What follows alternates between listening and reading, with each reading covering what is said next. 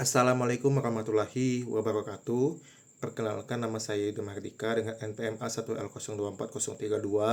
Saya adalah mahasiswa dari program studi bimbingan dan konseling Universitas Bengkulu, angkatan 2024 kelas 4A.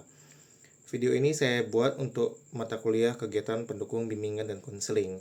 Pada kesempatan kali ini saya akan mereview 3 buah buku yang berhubungan dengan bimbingan dan konseling. Yang pertama yaitu buku bimbingan dan konseling kesehatan mental di sekolah, karya Dr. Dede Rahmat Hidayat MPSI dan Herdi MPD. Buku ini adalah buku terbitan tahun 2013 yang diterbitkan oleh Rosda dan Universitas Negeri Jakarta.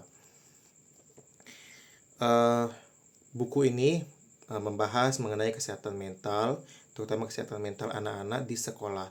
Dan buku ini berhubungan dengan psikologis. Nah, dan kemudian akan dihubungkan dengan bimbingan dan konseling. Buku ini membahas tentang psikologi dan kesehatan mental anak-anak di sekolah.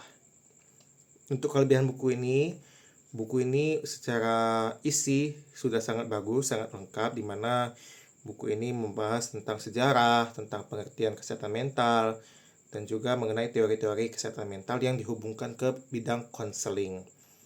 Nah, untuk kekurangan buku ini, kurangnya teknik-teknik atau pendekatan dalam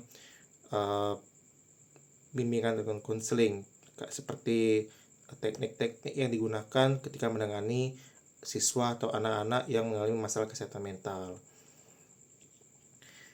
Baiklah, itu adalah review buku yang pertama. Selanjutnya yaitu buku bimbingan konseling karya Dr. Fenty Hikmawati MSI, edisi revisi.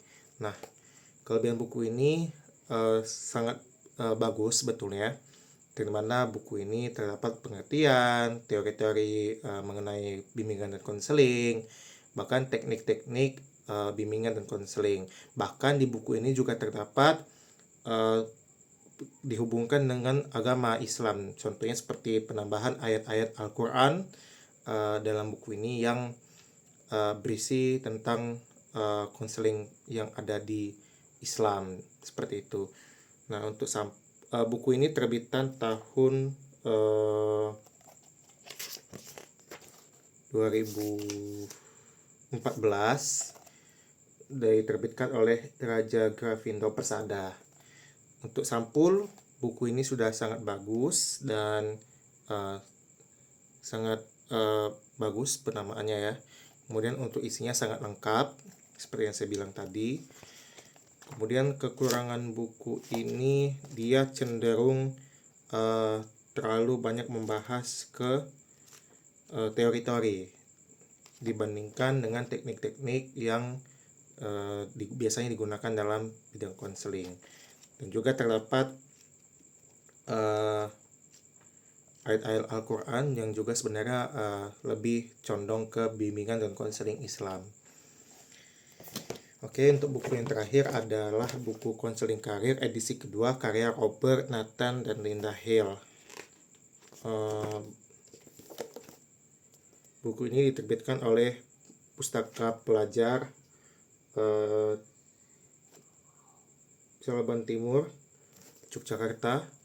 Buku ini adalah buku edisi kedua, di mana buku ini diterbitkan pada tahun 2012.